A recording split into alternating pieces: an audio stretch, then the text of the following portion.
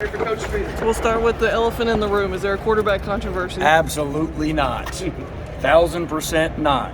DJ is, by no question, our quarterback. It ain't. I mean, there's no question about it. Coach addressed the team about it. I mean, it's just like anything else. A guy goes out there and is not having a great day. I'm just glad we got guys that can come in there and we don't skip a beat, or we find a way to spark the team. All right. First thing that DJ said after the game is, Coach, all I want to do is win. It doesn't matter. I'm just so fired up about us winning. That's what he said. And that's who he is. And so he's going to be fine. No problem right there. So, yeah, there's no controversy at all.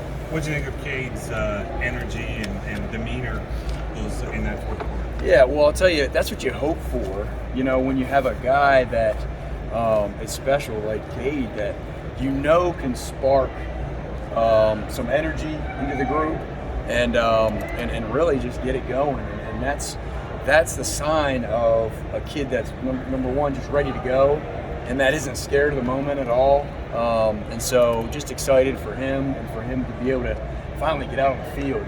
He hadn't had a ton of game experience, and for him to go out there with a lot of confidence and do some good things, I was really, really pleased. And then it was great to see the team rally around him too, and I told the team after the game, or after in the locker room, I just told the offense that we have found every way known to man to win a game, whether we're throwing for 350, we're rushing for almost 300 like today, all right? And that's what's so special about our group, is we have guys that are just putting it all on the line and doing whatever it takes to win.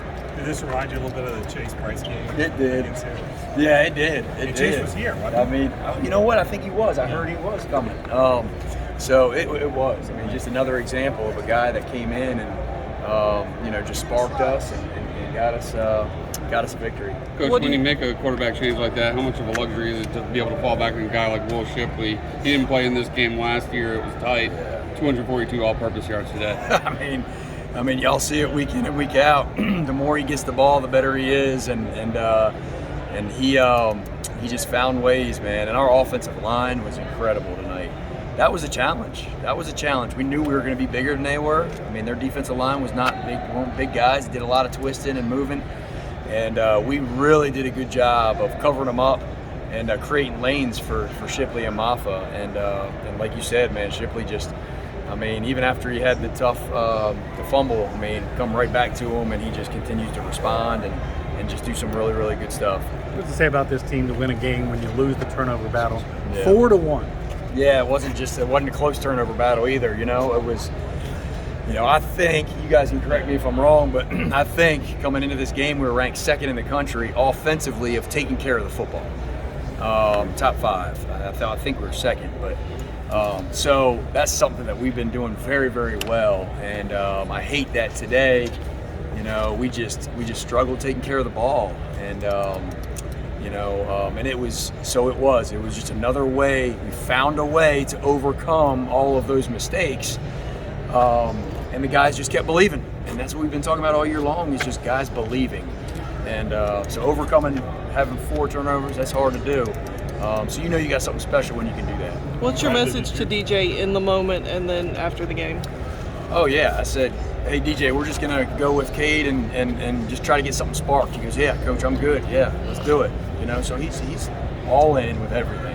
I've never seen a kid so dedicated and so fired up about winning and just whatever it takes, no matter what. And then afterwards, man, I just told him how proud I was of him as a leader. He was the first guy to congratulate Cade and everything he did the whole day, and that's not the norm. And that just goes back to the culture that we have, and the culture that we really, really, it's just allowed us to be like this and be able to win games like that, and because of that culture. Did you try to? Why he kind of wasn't? No, we really hadn't had a chance to really talk exactly what happened, other than the plays out on the field. He just made a couple poor decisions. Really, the first interception was he just threw it late. He just wasn't on time. And then the second one, off the look at the film, obviously he threw it up in a middle safety look. And so, we got to get that fixed. Stuff that he hasn't done most of the year. and he'll get it fixed. I got no concern at all. Is part of that Brandon, maybe you've being ran hesitant 84. or late being the way Syracuse like to disguise coverage? I think Dabo said this week he's got to make sure what he sees post snap Yeah. is the same what he thought he saw pre-snap. Yeah, it was. It were really, they were a lot simpler today than they showed on film. You know, so it was not a difficult coverage. It was a two safety look. He just has to read the corner right there. He read the corner kind of sat down, and he ended up, you know, just throwing it late and behind him. It might have been a one high, but it was a man coverage, and they switched off the two receivers. And should have been a clean throw right there. They just threw it late. You know? Brandon, these guys ran 34. How much of that were you trying to wear him down before you overall ran? Yeah, I mean, number one, we really, really wanted to establish the run game, and really, we knew with the offensive line that we got and the running backs that we got, man, just continue to give them the ball. And I mean, really, we had so much push and surge all night long. I mean, I just had to keep going back to it. I think we ran the ball 60 times tonight, and they just kept responding. And kind of like I've talked about, Shipley keeps getting better the more you get it to him. Same thing with the offensive line. They just kept getting better and better and better, and really, really dominated the front. And that was really, really good to see. So, All the talk will be about Shipley, but Maffa. I mean, when he gets in the ball, he punishes defenses. he really does. Can you just talk about the 1-2 punch that you have with those guys? It is. I was just really proud of both those guys, you know, and they feed off of each other. I thought Coach Spiller did an awesome job of how he subbed and when he subbed and just the timing of all that. And like you said, we don't skip a beat at all with Phil Maffa in the game. There's no question about it. Doesn't matter what the scenario is. I got so much confidence in him. So just proud of those guys. Brandon, did you have to not get on the big plays and just go out of two by safety? Was it hard to